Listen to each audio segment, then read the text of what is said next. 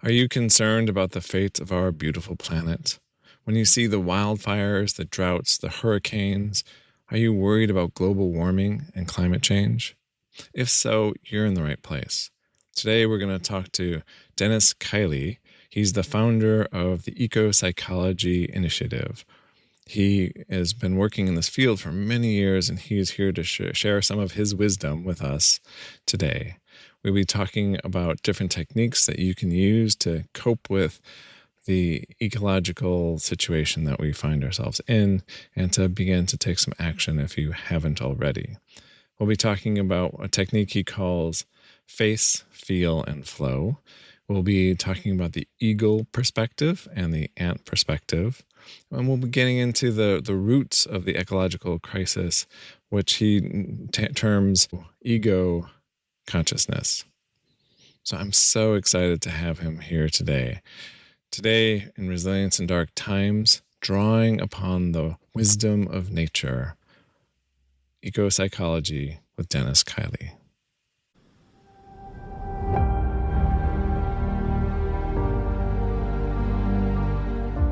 You're listening to Resilience in Dark Times.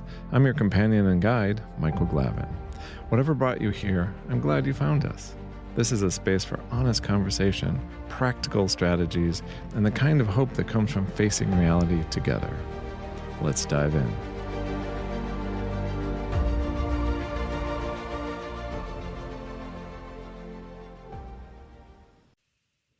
Hello and welcome. I'm so glad you're here. Today, this is episode number 21, if you can believe it. And this is our first video podcast. So if you're on Apple or Spotify, don't worry about it. You're not going to miss anything. But if you're on YouTube or Substack, then you'll be able to see me and Dennis in person talking through these issues. So if you're curious as to what we look like and want to see some visuals, go on over to YouTube or Substack. Otherwise, just settle in and listen to this episode of this podcast. Today, we're going to be looking at eco-psychology with Dennis Kiley, who is the founder of the Eco-Psychology Initiative. He not only has done that, I've known him for many years and respect him greatly. I consider him a cherished friend and an inspiration to me, and especially in these dark times in relationship to nature and the natural world and psychological insights and a deep wisdom. So let me introduce him formally. Dennis Kiley is a mental health counselor in private practice in Bar Harbor, Maine.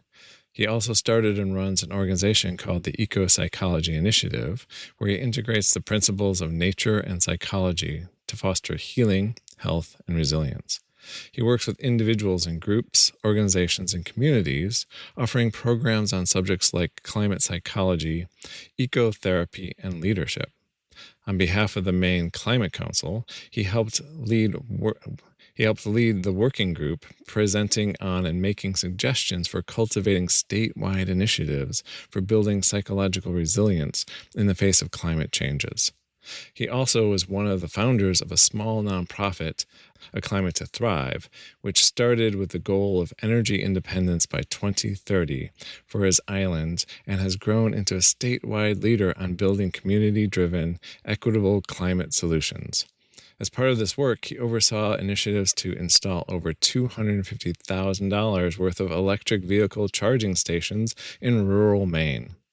He lives amidst the mountains, woods, and waters of Acadia National Park on Mount Desert Island, Maine. Without further ado, my good friend and amazing human being, Dennis Kiley. Dennis, it's so good to see you. Welcome. I'm so glad to have you on Resilience in Dark Times as our first guest speaker. And you're here for a really important topic to talk about what's happening ecologically in the planet and eco-psychology and what eco-psychology has to offer people. So why don't you first tell us what eco-psychology is? Yeah, well, thank you, Michael. First off, I'm honored to be invited to be on this with you, who's a friend. But I can also say, remove from that perspective that you are offering a really wonderful podcast and resources to the world that really is needed right now. And it's so substantive. So I'm all the more privileged to be here. And I'm glad to hear that you and your community think that looking at the planetary crisis that we're facing is a really important thing for both understanding and addressing not only that ecological disaster that we're facing, but also nurturing greater resilience. And so I do think that eco psychology has something important to offer, and looking forward to being part of the conversation with you. I would say that eco psychology can be a lot of different things. Like the historical origins was a man named Theodore Roszak in the 80s. Uh, Coined the term. He wasn't the only one talking about it, but the intention was to uh, ecolo- bring ecology into psychology in our understandings of ourselves and our communities and a lot of the psychological dynamics. And the other side of it was to bring psychology into better addressing environmentalism, which was even something then. And so I think those roots are relevant for talking about current context. And I think it's still very applicable of in order to understand psychological issues, we need to consider ecological components and to better address some of these polycrises, including the climate, that we do need to bring in more psychology. And so that I would just say as a little as a backdrop, I personally engage with eco psychology in a couple of different ways. One is helping people to get the most from their time outside. And so I call that as a broad umbrella ecotherapy. And there's a lot of research into the benefits of time out of doors. And so I work with people individually, but also train educators and clinicians and healthcare professionals how they can bring that work to their clients. I also work in this field of climate psychology. And so that might be mental health and climate change. That might be communication and leadership. It might be how do we foster greater psychological resilience in the face of what's happening. And so I think all of those are areas that I feel really fortunate and passionate to be involved in. And I think can contribute to this conversation that you're having about fostering resilience in dark times. Yeah, it's such important work, especially now. So I'm really curious, why eco psychology for you, right? Like, what in particular about it drew you to it? It came more from experience that I found on a personal basis that I was just happier and healthier and more resilient the more time I spent outside. And I got really curious to understand more of the research. And then additionally, as a therapist and a teacher and a trainer, I was discovering that my clients and my students were having significantly more meaningful and transformative experiences when nature was either at the forefront of the service or the program I was offering or in the backdrop in the context with where we were. So it really started as a curiosity of like, what is this all about? And the more that I did a deep dive into it, realized that there was a lot of research and information that supported this. And then I guess the final piece is I, like maybe many of your community members, were feeling a lot of pain in my heart about what's Mm, happening with our planet and was like, well, what do I need to do to cultivate more resilience? As well as how do we become more effective at bringing about change in really practical behavioral terms? And my background in psychology seemed like it could have something to contribute for not only working hard, but working smart and a little more effectively. hmm That's great. Um, so I'm really curious about how do you frame the current crisis, right? Do you talk about global warming, climate change? Because I know I've been aware of the ecological situation for a while now, and for me, it's always been too overwhelming to really think about. The more I look at the science, the more overwhelmed I get. It's easy to just shut down, push it away, hope that it changes or something happens. And I've been active at various points to try to do something, but it can be so overwhelming for people. So how do you think about our current ecological crisis? Well, I think it's one of many polycrises that we face that Mm, are part of a much larger meta crisis. And in that way, I think it's helpful because they're interdependent. So in working in one area, maybe it's mental health or it's housing instability, or in climate change, like they're all mutually supporting this larger, what I would call a crisis of consciousness. And we can look at a lot of the surface manifestations of these crises, and whether we call it capitalism or climate change or the destruction of our political democracies or social and economic inequalities. I mean, all of those are valid causes, but I would say in some ways they are also symptoms of an underlying collective cultural consciousness that we have that has really valued a story of separation. And Mhm. from that story of separation, we see that we can do a whole host of real horrors and injustices to other people. And so in my work, I'd say two things. One, I don't feel attached to the language that's used. I think it's really important that everyone finds their own framework and language that works for them. And my need then is to adapt to meet them accordingly. But I am continually curious of like what's at the roots of the issue, what's at the wellspring, so to speak. And I think in my work, I talk about it as what I call ego consciousness. And it's a series of underlying principles that I think have psychologically spread and infiltrated our whole society. And you could think of that as fear and scarcity, control and reductionism. I think there's an effort at like striving and producing. We value the little self, the ego, the I, me, my, as Mhm. opposed to this much larger web of belonging and interdependence. In one of your recent podcasts, you talk about it as interbeing. Like, I think we've Mhm.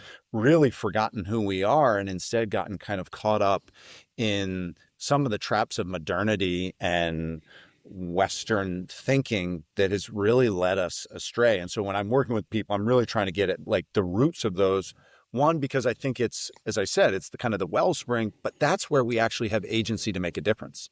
Is that if I see, whether it's in my own life or in my family or my work environment or community, that there's a real pervasive narrative around fear or scarcity, or we're objectifying other people, or there's a lot of waste. Well, now all of a sudden, I feel like I have a capacity to make a difference and take an action that not only benefits me, but it benefits my local environment and community, which I think is so critically important. Great. Yeah, yeah, I couldn't agree more in terms of I think it's so fundamental to the way humans relate to each other and relate to nature. And I really like what you're saying about the ego, the small self, and then because the small self is so vulnerable, and so we're scared and we need resources, and so and that misses the larger interconnection. Yeah, I really like that. So Yeah. I want to get into, in a moment, how you work with people. What techniques have you seen that really help people? But before we get into that, what are you seeing? How is the sort of environmental crisis, ecological crisis affecting people? Because I think it's affecting people on two levels. One is the lived experience, right? It's 70 degrees in January in Chicago, and like that's nice, but we know that's not right. It's not supposed to be that warm in January, or there's wildfires just burning out of control in the Pacific Northwest or in Canada. So there's that specific experience of the sort of the environmental crisis, but there's also the knowledge of, oh, we know about the bleaching of the coral reefs and the death of that, and et cetera, et cetera. So I know this is affecting people. There's, the eco anxiety term. And so what are you seeing? How is it affecting individuals? Yeah, you're right, Michael. And I think we being of the privileged Western society, which is not to make light of the many people who are suffering, but for many of us, it's the effects of climate change are coming much later, as Mhm. opposed to those in other parts of the world that are less privileged and fortunate. They've already started to be raising this alarm and well aware of it. And now all of a sudden, for example, I live on the coast of Maine, and when there are two major storms that have caused billions of dollars of damage Mhm. in just one winter, now all of a sudden people are waking up and they can no Right. longer attribute it to other things. And so it's both tragic that this is having a real meaningful impact in people's livelihoods and where they're living and quality of life. But it also now is, I think, bringing a greater awareness, at least in some communities and where I live, that this needs our attention. In terms of other impacts, I'm in my work seeing it a lot around the mental health impacts. And those are really significant. And I don't know if statistics are useful, but I'll just share a couple of Sure, things here. yeah. We know from the American Psychological Association that 20% of the American populace suffers from some type of mental health diagnosis.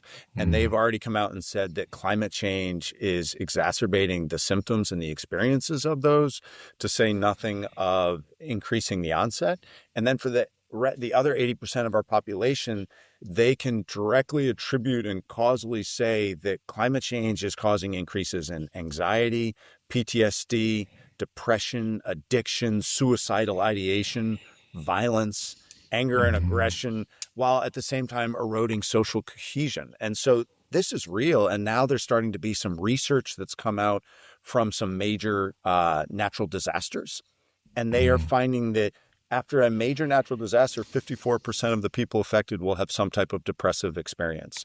And wow. after those hurricanes, for example, Hurricane Maria or Hurricane Harvey, they were a number of years ago, Mhm, 25 to 66% of the population had PTSD symptoms.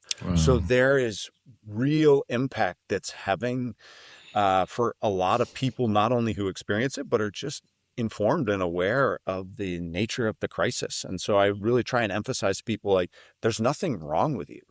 Like, if anything, it's a testament that you care and you're aware of the issue and that you can feel into your heart.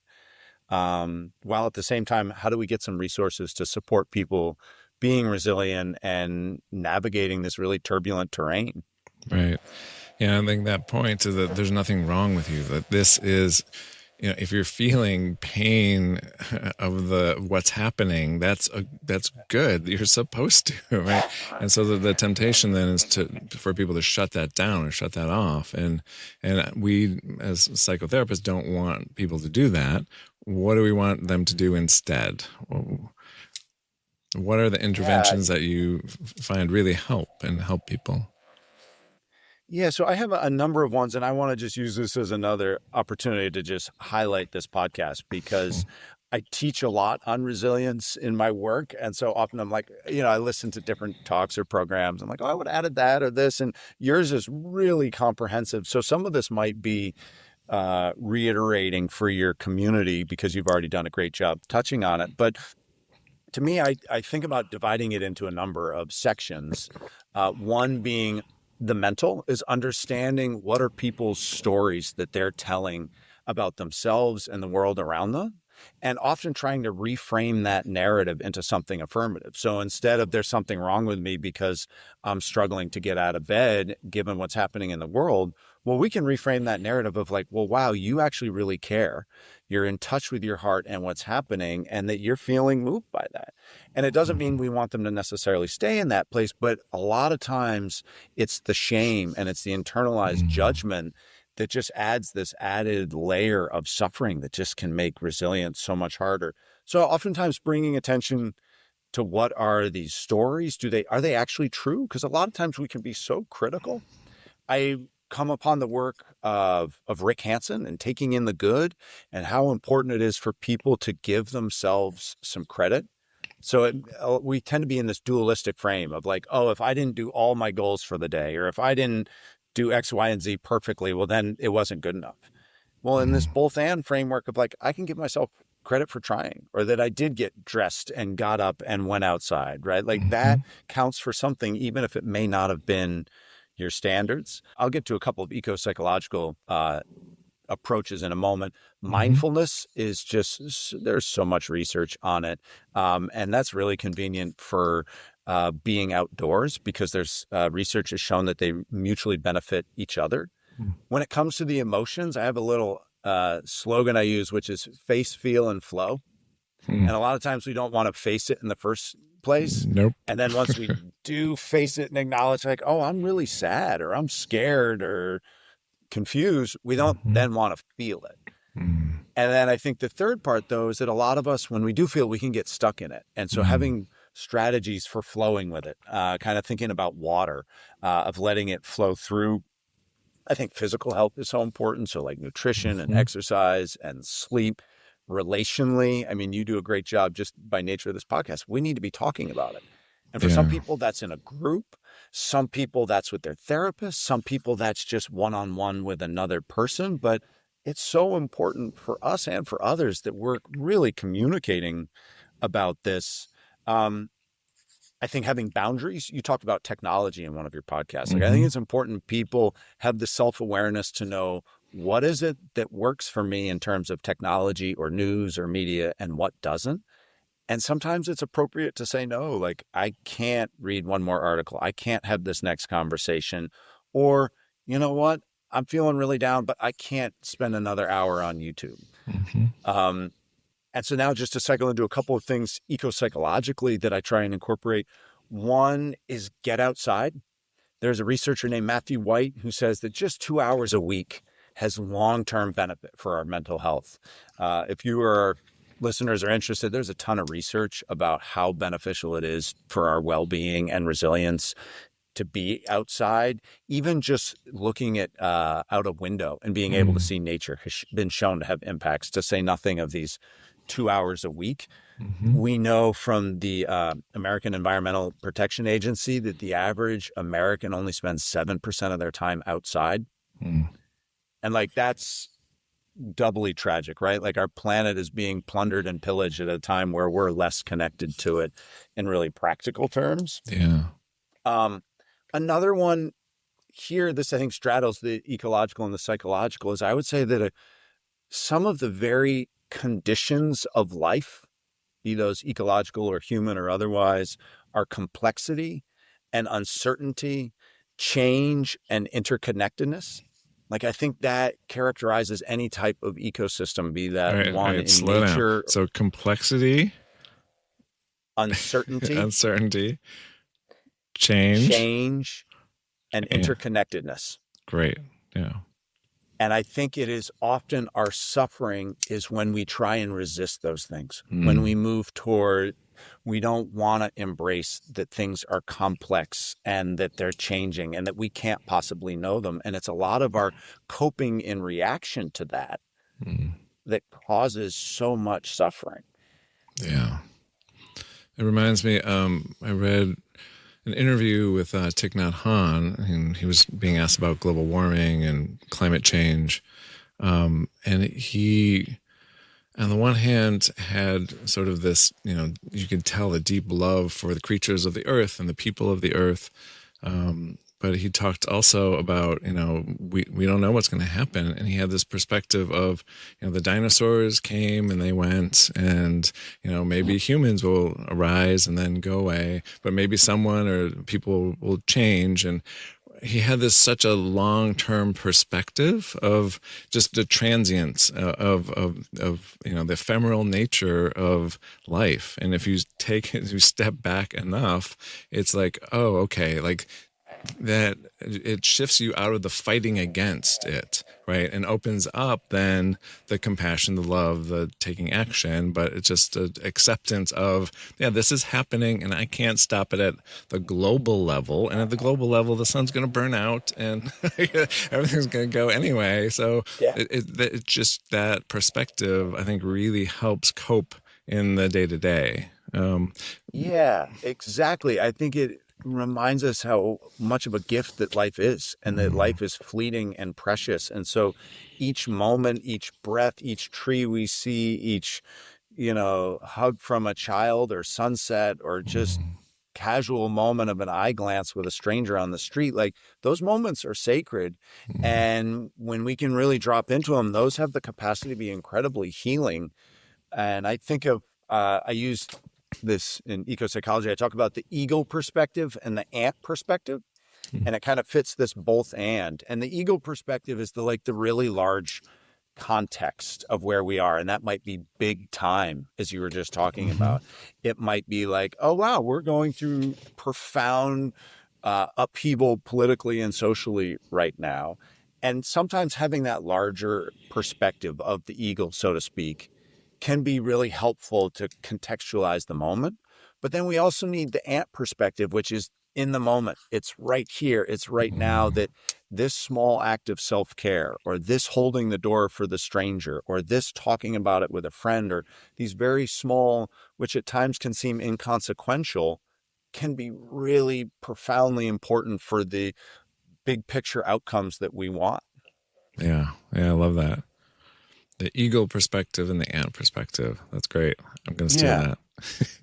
Yeah, please do. I mean, it fits Yeah. my favorite eco-psychological principle is both and. Yeah. And we are so Yeah. prone to the either or binary dualistic. And it's like, no, two things are true at the same time. So let's get in a little bit more specifically into eco psychology, specific ways of working with this. I know you talked about biomimicry, and that as a psychological term. Can you go into that and what is that all about? Well, I love that you brought that up. And for listeners, you won't know, but I've got a big grinning smile right now because this is this area of eco psychology that I'm really passionate about. And I've come up with this term called psychological biomimicry. And to step back, though, biomimicry is rooted in the term of biomimetics, which means imitating the principles of life. And so if we start from this notion that we are part of this larger world and that is also within us, then we see that, okay, we're part of nature, nature's a part of us, and that it's like, how do we live according to these principles of life? Um, and I think that's one way of framing. We can also just think about it from like ecosystems, that we're an ecosystem. And why don't we adopt some of these core tenets that the natural world has shown leads to qualities that we want, like resilience and health and healing and regeneration and sustainability? So biomimetics is really trying to mimic and adopt some of these core ecological designs and principles and processes. And it's been used in a lot of different areas. So think about using the owl's wing to design an airplane wing, or gecko's feet to improve suction on different types of products. It's been used for energy infrastructure. I joke, I mean, it's not a joke, but it's humorous to me that in 2021, Fortune magazine called biomimicry one of the top 5 trends to follow. Um, so That's in that great. way, it's become more mainstream, but I'm interested of how do we do this psychologically? Of how do we take some of these core principles, think like diversity or adaptation? How do we incorporate these psychologically into our lives for both better understanding what's happening, but then also really intentionally applying some of these principles into our lives in practical ways? And so think about adaptation. Well, if we're going through a hard time right now, how do we adapt our behaviors? How do we adapt the way we're thinking about things? And I would say a lot of times, a lot of ways people struggle with resilience is we're not adapting. Mm. Um, so for example, there's also qualities. One of my favorite ones is instinct, that we know that part of what enables animals and organisms, and the more research we're finding on trees and plants, is that they even have instinct of like what enables them to thrive and survive and even evolve is that they are attuned to that instinct. And I think as humans, we're so caught up in our left brains, we're caught up outside of ourselves for answers and information, that we've lost touch with the most wise teacher we possibly can have, which is our own inner knowing, our own intuition. And so I really am advocating for anyone I work with of like, do what it takes to get in touch with that instinct. Or you've talked about it in your podcast, but purpose. Like any type of ecosystem has a type of purpose. And I think a lot of times we feel adrift, but if we can have a sense of purpose and intentionality, it can make such a difference. Also understanding that like life moves in cycles, and sometimes the cycle is hardship. Sometimes the season is winter, so to speak, and it's hunker down, and that's there. And okay, we need to adapt. And I think if we look globally, politically right now, like we're in dark times, and that is a season. And so we need to shift accordingly. So that's this example of psychological biomimicry, how it could be used to both better understand where we are and what's maybe causing struggle or suffering, as well as how do we apply some of these teachings and principles in a way into our life that could really benefit us for not only resilience, but I think then this other area is taking action. because as you've talked about, it's wonderful that we do self-care and that we're taking care of ourselves and talking with friends, but I think it's important to bring it forward into the world. And there's research that says that people felt more resilient as well as their mental health had improved when they were doing things in their community. And let's be honest, we're in a bit of a mess. We're in a huge mess. It's not a little bit of a mess. We're in a huge mess right now. And we need Yeah. everyone to do something. No one can do everything, but everyone can do something of picking up that shovel and finding some area of purpose and passion where you can give in a way that feels generative for you and your community and the planet. Do you have some examples of that? Like, yeah, what would, I know it's very different depending on, who the person is and where they are and their abilities and their work schedule and all of that stuff. But what are some things that you would recommend in terms of some examples of things people can do to take action? Yeah, Ayanna Elizabeth Johnson has a great way of talking about of finding where your passions and your skills and the needs of your community overlap. Mm, And I think it's important to note passions, because if it feels depleting, mm, then we're not going to stick with it and it's not going to be a joyous process. mm. But I'll give you two stories of my own life. Great. One was 10 years ago. I was living in this Acadia National Park, Mount Desert Island, Maine, and a group of us in the community were just really distressed by what was happening even then. And we didn't have answers, but we said, we're just going to start by hosting potlucks. Mm, And it was something really simple. It was 5 of us started hosting potlucks of people coming together. Fast forward, that became a nonprofit that mm. is now a statewide leader in equitable community-driven climate solutions and has gotten national recognition. And it started with a couple of us having potlucks and bringing people together. That is so awesome. I love that. Yeah, because once people get Yeah, together, you don't know where it's going to go, right? exactly. Yeah, I love Hannah Arendt, and I'm paraphrasing as her definition of politics as people coming together to create the future, to shape the future, right? And once they come together, no one knows what's going to happen. They bring something new into the world. So that's a great example. It's just people, we're just going to have a potluck, right? We have some similar feelings and orientation, and it turns into this amazing thing. I love it. Yeah, exactly. And I think in that, there's something around connection and community, it's service. But as you said, it's also being open to what wants to unfold and letting it Mhm. take a life of its own. Another example is the state of Maine created what's called a climate council. And it was trying to come up with all these initiatives and recommendations and funding for climate action. And it had started in 2020, and I was following along peripherally and noticed that there was nothing around mental health. Mhm. And so I reached out to a couple of the council members. You can go online. I found their email address and I said, hey, could I just talk with you? And I mean, it may have helped that I have the position and the role that I do and the work that I do, but I really think they were just open. And I was able to, I was shared some statistics and information of like, hey, it's going to be really important that you're looking at psychological resilience and mental health in the face of what's happening with climate change. Well, all of a sudden I get invited to be a part of one of their working groups on resilience. I lead the initiatives with some help around cultivating psychological resilience and mental health. And now all of a sudden the state of Maine has created all these different proposals and funding sources for community groups to have access towards resources for resilience and mental health. And Wow. I'm not someone special. I was just willing to Mhm. make some emails and use my voice and then show up for some meetings. And all of a sudden, and joining with others, because like I said, it wasn't just me. I had taken the Right. lead, but there were others who all of a sudden were um, spearheading it and offering great roles and responsibility as well. Yeah, I feel like the time is right. The people like are wanting to do something. Sometimes it just takes one person speaking out and starting something in motion, and the people are there with the energy and the passion, the resources, and it can really catch quickly, right? Mm-hmm. And Wow. unfortunately, the trade-off to this upheaval that we're going through is it's causing incredible suffering. But Mhm. from a systemic perspective, it's at these times of disruption that there's the most opportunity for change. Right. Right. And so people, and it doesn't have to be our goal, but just starting in our community and our families and just doing one little thing, and like a seed, it can Hmm. spread. Yeah, I love that. Yeah.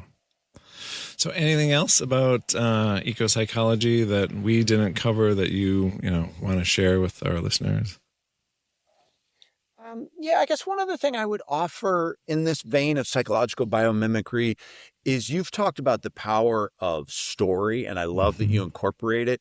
Well, I think there's also a power as part of that in metaphors. Hmm. Um, and I think it's something that our brains can relate to as well as our psyches and our hearts. And I think those metaphors can be really transformative for making sense of what's happening, but also giving us inspiration. And so I'll give you an example of one of how certain seeds need fire to regenerate.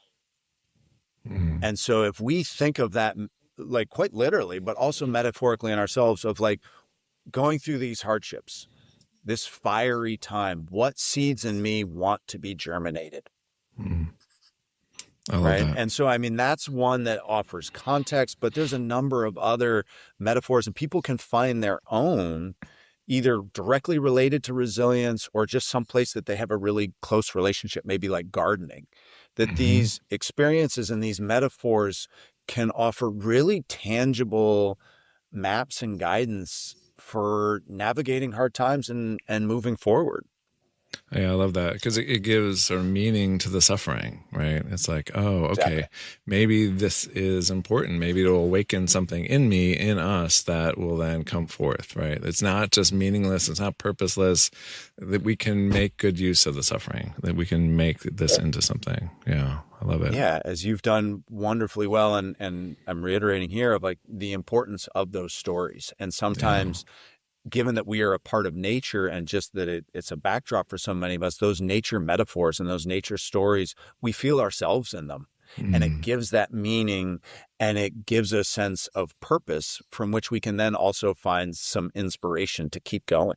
I love it. Yeah. When you're talking about biomimicry, like looking to nature, right, to learn about what we need to do in this moment and to draw some wisdom from looking at nature, which, can be seen as a projection of our own internal wisdom onto nature, right? That we're then taking up and acting on, but we're part of nature. So it's the projection, but it is us too, right? Because it's all one thing. So yeah, I really love Yeah. that concept. And Well, and if I could just leave you with this here is that maybe as a practice for your audience members, mm, um, is to go out into the natural world and just maybe you start with a really broad question of like, what can I learn from nature today? mm, Or what in the natural world is speaking to me? And see, mm, maybe um, it's a particular animal or it's a metaphor or something. And sometimes it might be a question. And people mm, can go the same biomimicry of like going with something very specific of like, what do I need that will help me feel more resilient? And kind of like dropping a pebble in water of like just see what happens and holding it loosely but go in really openly, mm. and see what comes back, because there's the natural world is continually providing wisdom, and I would like to say it's in relationship with us. And so if we're open to that, we can get a lot of really practical information that we can use to benefit ourselves. I love it. I love that action item for today for our listeners. That is so great. Yeah.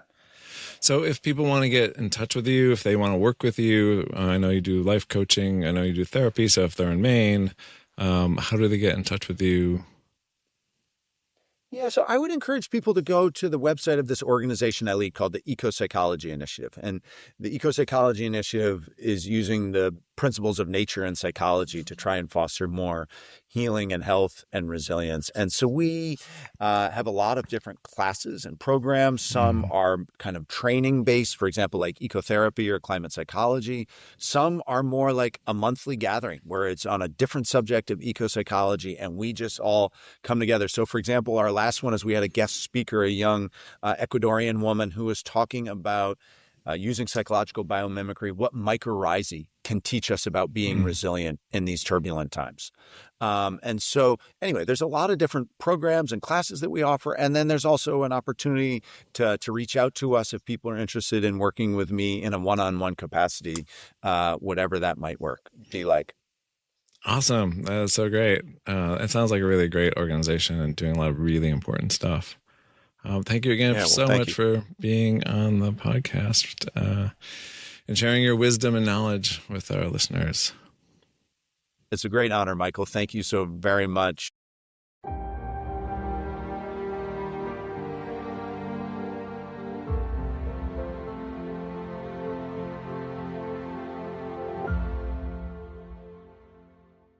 Well, I really enjoyed that talk with Dennis. It was so filled with information. I'm not going to say much about it. You can go back, and I would encourage you to listen to it again because it's so dense. Just slow it down, pause it, look up some of the references and some of the techniques, and definitely check out the Eco Psychology Initiative.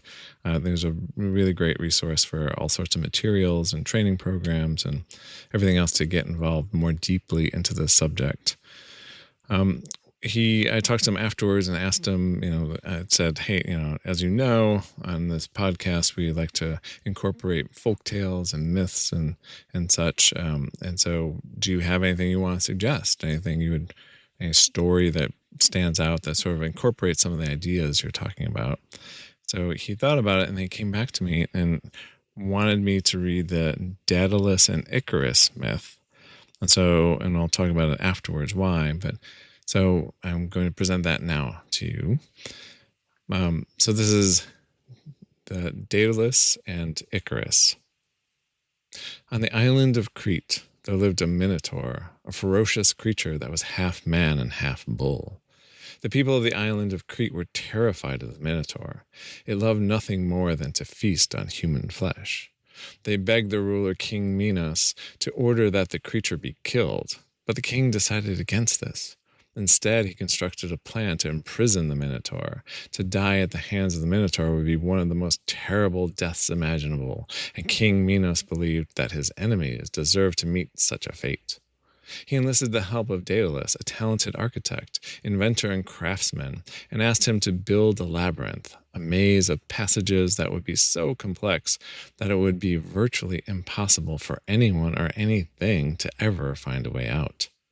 Daedalus did as King Minos requested, and then, following the king's instructions, he entered the Minotaur into the labyrinth by leaving a huge pile. He enticed the Minotaur into the labyrinth by leaving a huge pile of fresh meat in its center. Once the Minotaur was in the labyrinth, the creature was unable to escape. King Minos was delighted. Anyone who was sent to the labyrinth would be trapped, and eventually they would be found by the Minotaur, who would eat them alive. Now he had the perfect punishment for his enemies. Deciding he had no further use for Daedalus, the king threw him into the labyrinth along with his son Icarus. The king expected that the inventor and his son would be found by the Minotaur and eaten. Instead, unknown to the king, they escaped. After all, Daedalus had built the labyrinth and knew his way around. Once out of the labyrinth, Daedalus and Icarus carefully made their way to the shore of the island and pondered on what to do next. The trees and bushes surrounding the beach would provide an ideal sanctuary for the time being. They could possibly survive for months or years without being seen. But who would want to live like that, hiding away hoping they would not be captured? They needed to find a way to leave the island. But how? They could not swim. The nearest land was too far away, and they would never make it. They could not leave by ship. All vessels were controlled by King Minos. Daedalus stared up at the sky and the seagulls that circled overhead. If only he was as free as a bird. If only he and his son could just fly away. And then he had an idea which was both brilliant and ambitious. He would build a pair of wings. It would take some time, days, weeks even, but he would build a pair of wings for himself and his son. Exactly the same type of wings that the seagull had, but on a much larger scale. Scattered around the beach were seagull feathers. Daedalus instructed his son to collect as many as he could find. He worked carefully to build the wings, studying the exact angle and shape of the seagulls and examining how the birds flew. At last, 6 weeks after they had escaped from the labyrinth, the wings were ready. "With these wings you will fly like a bird," Daedalus told his son. "But be careful. Make sure you do not fly too close to the sun. If you do, the wax that holds the feathers together will melt." Icarus nodded quickly. In truth, he was barely listening. Hiding on the shore of the island of Crete had been boring. He had spent weeks doing nothing more exciting with his days than collecting feathers and catching fish for his father and himself to eat. And now, at last, they had the chance to escape. He shuffled impatiently as his father attached the wings to his arms and then helped his father to position his own wings. We are ready," his father told him. "Follow me." Daedalus ran forwards towards the ocean, sweeping his arms up and down as he did so. With a whoosh, he zoomed forward, rising into the air. Icarus copied his father. Suddenly, he found his feet were no longer on the ground. He was in the air. He was flying. He couldn't believe it. As he looked down at the sea below, his heart fluttered with excitement. It was as though his body was weightless. The wind whistled against his ears. He felt like a bird. Higher and higher, faster and faster he flew. Suddenly, Icarus realized he could hardly see his father. He had flown so high, his father resembled a small dot below him. At the same time, he noticed a feather drift past and float downwards towards the sea. And then another, and then another. Too late, Icarus realized his wings were melting. He had flown too close to the sun. With every desperate swoop of his arms, more feathers fell, and soon his arms were almost bare. Down, down, down went Icarus. "Father," he shouted before falling with a heavy splash into the sea. His few remaining feathers floated on the surface of the water and sank. Daedalus could only watch helplessly, and his heart felt as heavy as a stone as he flew onwards, leaving his son behind. So that's the story of Daedalus and Icarus. And Dennis pulled out that story because it involves biomimicry. So the notion of the way that we as humans can mimic the natural world and learn from the natural world. And this is literally done, but Dennis talks about how to do that psychologically. But he also wanted me to read this story because even though we're mimicking sort of the natural world and learning from it and adapting to it, there are certain restrictions built in to the natural world. And so there's this notion of hubris, human hubris, thinking that we can go beyond those limits, we can break them. And as many Greek tragedies show you, we break those rules at our peril. I think about, the notion of capitalism or consumerism, and that our economy is based on this grow or die notion, as if the earth was an unlimited resource, as if the earth itself was primarily a resource and not a living organism that needs to be tended to, we need to live in balance with it. When we break through and break out of these natural constraints, tragedy happens. And that's what we see now in the way humans are approaching the natural world, is we're living out of balance. And so it's about being in balance with nature and learning from nature and learning the wisdom of nature, which includes limitations, unfortunately. So tell me what you think. Maybe you drew something else from that story. Maybe there's more there. If so, let me know in the comments. And I'm so glad you were here today and that we shared the wisdom of Dennis Kiley and ecopsychology. And let me know what you think. And if you know someone who could use to hear about this episode and these ideas, please share this with them. All right, until next time.